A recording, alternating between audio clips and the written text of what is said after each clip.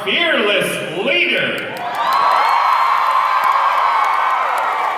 Some of you know him as Rick Grimes. Some of you know him as Andy. Some of you know him as Andrew Lincoln. I know him as Mr. Cupcakes. Hello! Let's give it up. Next up, I'm very excited to introduce the most mysterious man. Very mysterious, like this fog. So mysterious. He's gone through many iterations during the show's run, but I'm very excited to bring out Mr. Morgan himself, Lennie James!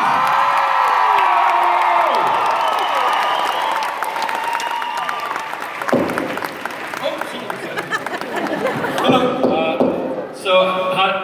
Show of hands, who liked the episode? Do you think it has a shot of getting another season? Or you good? Okay, good. Terrific.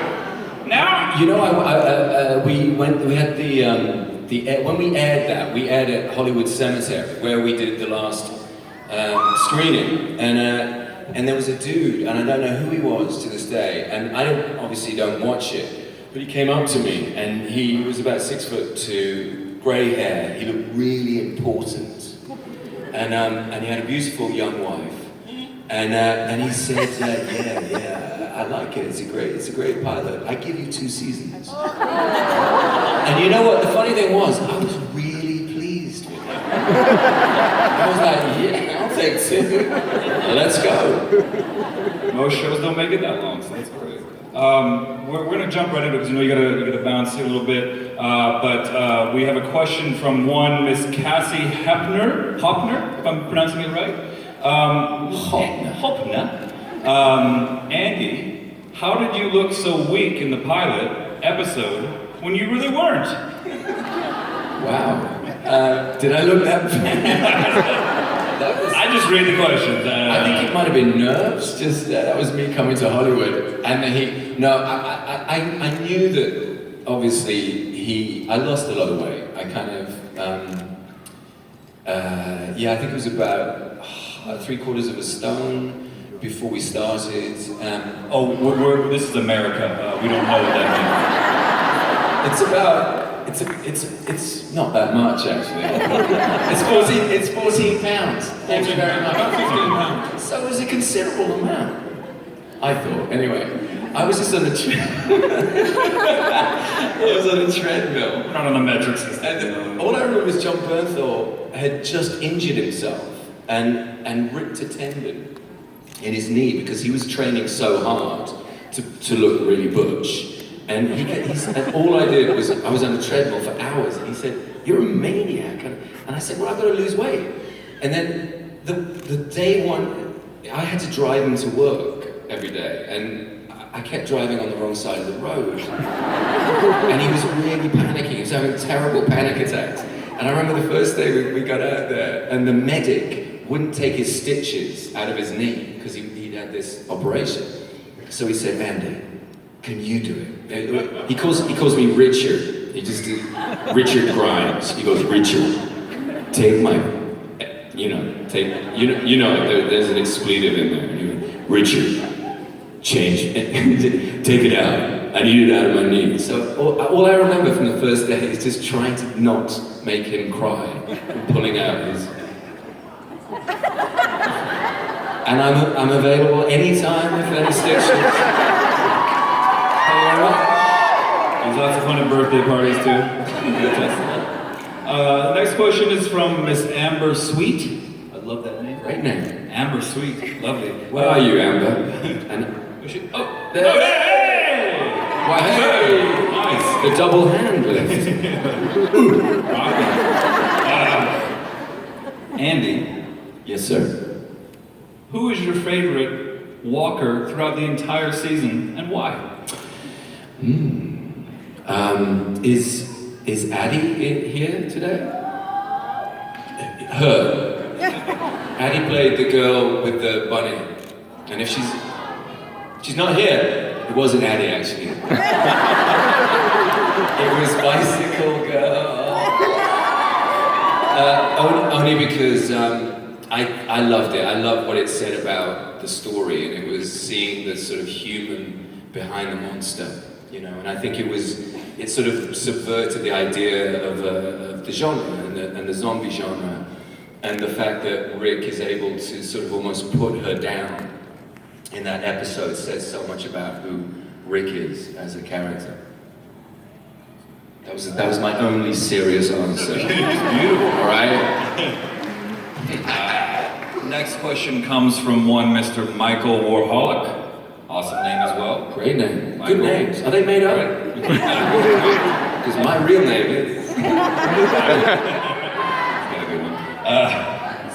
Hey, you know. So, this question, is that a Chinese throwing star? What was that? It's nice. Lethal. In the wrong hands. Andy, do you own anything from set? Because a lot of actors have taken stuff home. We just are curious. Have you ever done that? I think I stole one jacket from my brother in season 3. It was really nice, and he's eBayed it. Wow, so I won't be stealing anything from my brother ever again. But Norman Reedus, you can always rest assured that he cycles home fully clothed as Daryl Dixon every season. With a crossbow. He has about 5 crossbows now. So yeah, it's okay, because people don't watch this, do they? He'll be fine. He'll be alright. All right. Next question is from Michael C. Martin. What does the C stand for? He's going to do Resident all day. No, okay. Are you a Clutterbug? Are we relating? Michael says, what was your first reaction to seeing this walker that was split in half on set? I'm assuming they're talking to the Bicycle? The bicycle walker. Yeah. Well, Lenny, what did you think? She was the first walker I saw, and it was at lunchtime, was the first time I saw her. And the whole top of her body was beautifully kind of prosthetic and was absolutely great. And the bottom, she just had on blue trousers. And I couldn't understand why she had on blue trousers. I was like, that's not going to work, that's just going to look silly. I mean, what kind of Mickey Mouse thing are we doing here? They spend all that time, I thought they'd run out of prosthetics. And that's why she had the blue trousers on. And I asked our special effects guy, why she got the blue trousers on? And he looked at me like I was an idiot. He looked at me like I should go home and stop pretending I could do this thing. And I figured it out, it was ages, and I went, oh, right. Now I get it. When I saw it on television, I was like, that's why she wore the blue trousers. I turned to my wife and went, you know why she had the blue trousers? Because I can tell you how they did it. Like, shut up. The one last question we had from you was how long did it take to film that pilot episode? How long was that? Was the entire... How long was it? Was it about 20 days? It was about 18 to 20 days. I mean, we shot it ostensibly... Twice as long as we get now. Yeah. Right. Think about that. I mean, ostensibly, we looked at it like it was a movie, and that was always the intention. And I think, yeah, I mean, it felt longer, actually. But it was, you know, the greatest experience, you know, filmically of my career to date, you know, just inhabiting that world and having Frank at the helm, and I just thought, I mean, I said to Lenny back in this cubbyhole that we've been locked in, while you were having a really nice time out here, I've been sweating. Stephen Young's been using the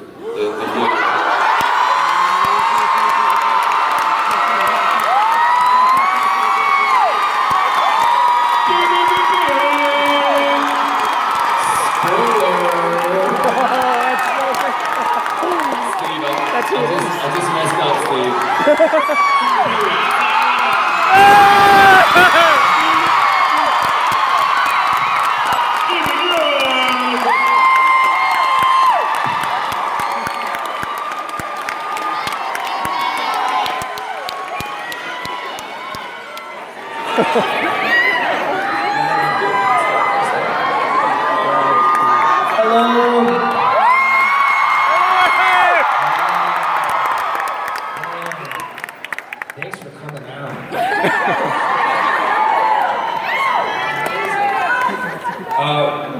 Brings up a great question for you, Stephen.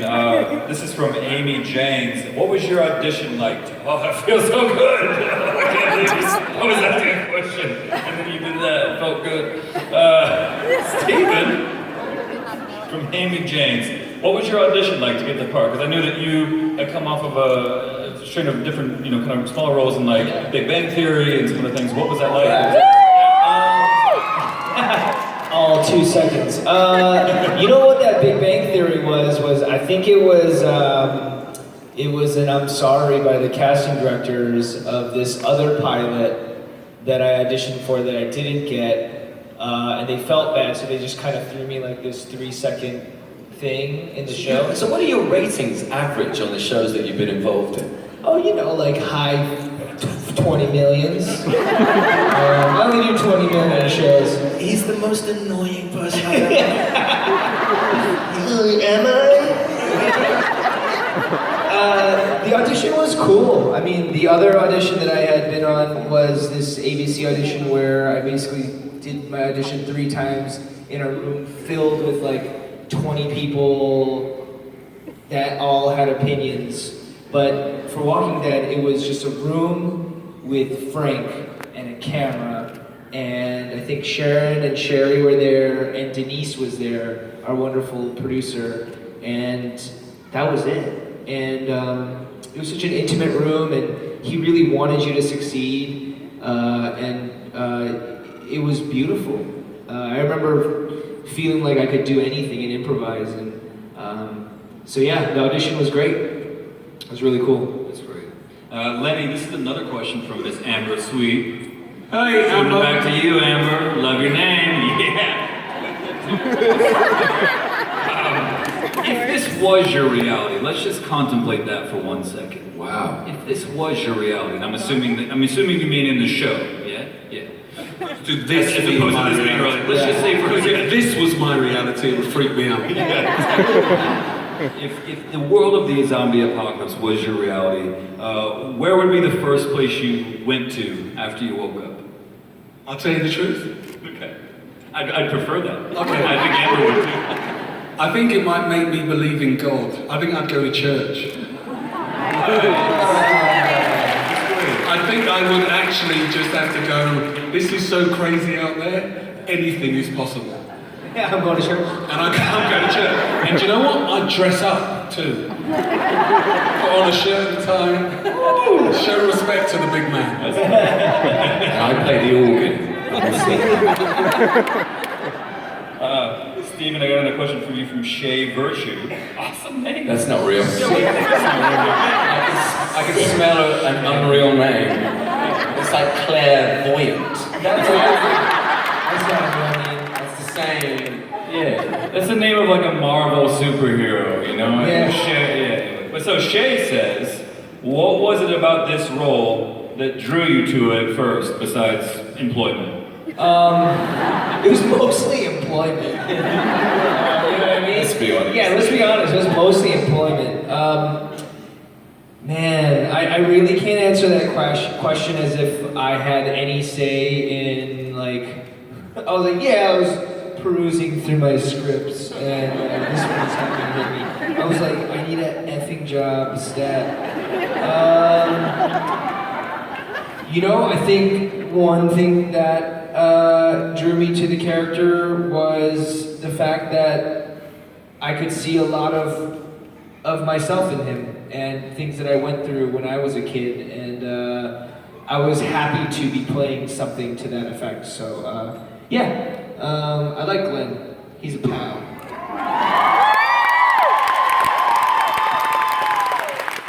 This is a twofer for you two, since you're British, right? Yes. Some people think Not so. anymore. So this is a great question. It's from Christy Amador, great name as well. Was this your first Southern accent? It is so good. How do you do it? They wrote that. That's Delaney, right? This is to both of you, I think.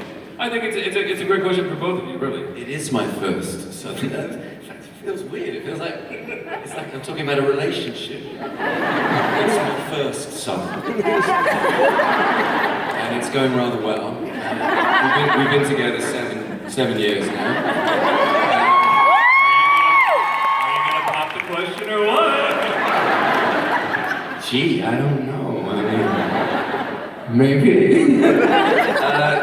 I love the Southern accent. I love being in Atlanta, Georgia. This is the great city. A lot of my heart resides in this country now. I believe in it. I believe in the people in this country, and I believe in the values that it stands for. And I've been very, very welcomed here. And my family, have integrated. We have deep and long and lasting, true friendships in this place. A lot of the crew and cast, man, are friends for life. So I have nothing but good things to say about the South. And I didn't know. I was humbled when I came to the South. I had preconceived, stupid ideas about it. Like an ignoramus from a very small, wet, grey island on the edge of Europe, and even further away from the edge of Europe now. Hashtag Brexit. but it's a great place, and it's a great place for families, and there's a lot of cool shit going on. I love it.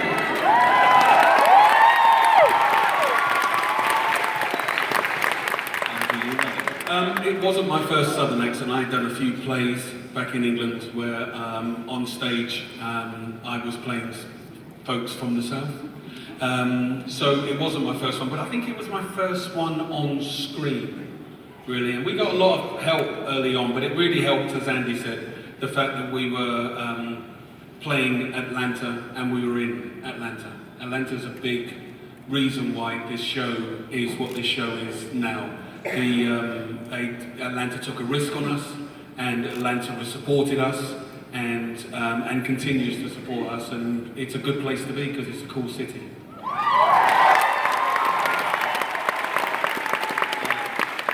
Another question for you is from Jennifer Healy.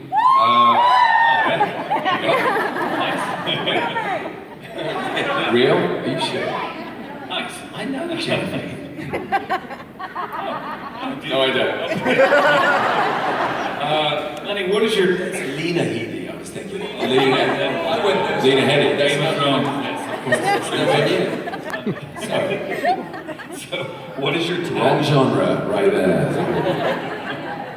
What is your tat of? Is that real or for a character? What is my what? Your tat of, right? Oh, my tattoo! Oh, right, yes, no. So if I wasn't an actor, I would wear my hair in dreadlocks. I would be a Rasta man. And when I was a kid and younger and not thinking about doing this for a living, I had dreadlocks and my nickname was Lionhead. So the tattoo I have is a tattoo of a dreadlocked Rasta lion that I've called Clarence. And in the pilot, actually, what else are you going to call a boss-eyed lion Rasta? Clarence is obvious. What's the matter with you? It was so badass until Clarence. Anyways, it's a bit bigger now because in the pilot I had just recently had it done, and the guy who tattooed it kind of got sent to prison. He went to prison. He went to prison to get away from me. He's like, I ain't doing anything called Clarence no more. And so I had to get it finished off by somebody else. So now it takes up half my arm, but Clarence is still there. Get it out. Get it out.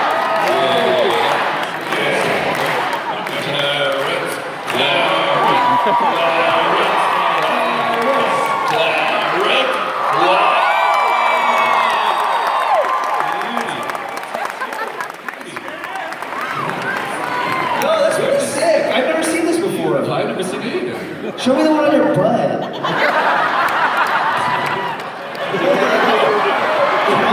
Pride, that makes no sense. Little tramp stamp. Enough of that. I got one last question, and this is for Stephen.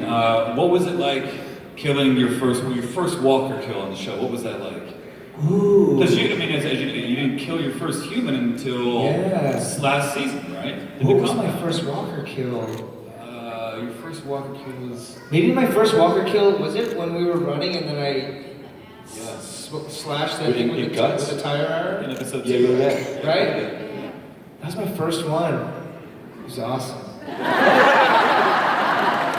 Because I remember I just went, you know what, it was awesome. If you go watch that again, they timed it perfectly so that when I swing, I went and it's on the angle behind him, and it looks painful, but actually, I don't remember it.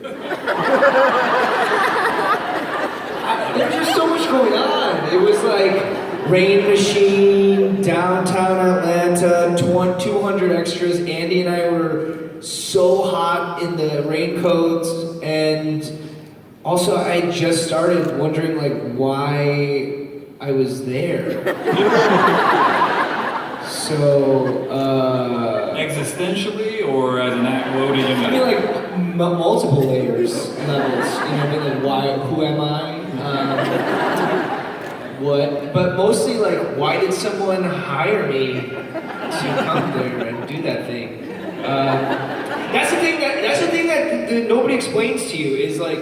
In your head, when you're thinking about like actors and what they do in television or movies, they're like, oh, they get you like a strength coach, and then they get you a guy to do this, and then they get you a guy to do that, and then they tell you where to be, and then they take you to this place. No, they don't tell you shit. And then they go show up at this time, here at this spot, and I'm like. That's what it felt like, was just like this multi-million-dollar production was just telling me to show up at a place and hoping that I showed up. And boy, howdy did he show up, am I right?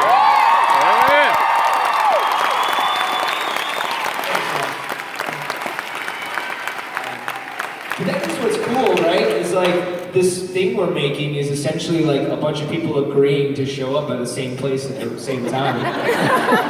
You know what I mean? It's like, I have a camera. I'm like, okay, cool, you can come. Like, I can cry sometimes if I'm in the right mood. You can definitely come. So you're saying the success of the entire show was just kind of a cosmic accident? It's just like a random like smattering of like general agreements. It's like, I can cook. You're like, you're there. You know what I mean? It's weird. And then this show. I got some clothes you can wear. Yeah. Come on in. Dang. So thank you guys for watching just a bunch of idiots come together.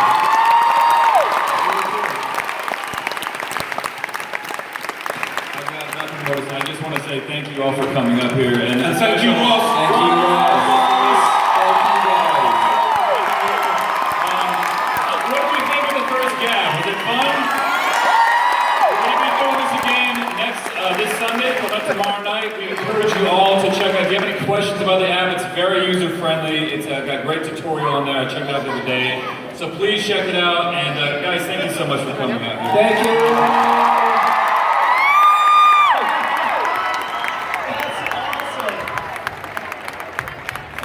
That's awesome.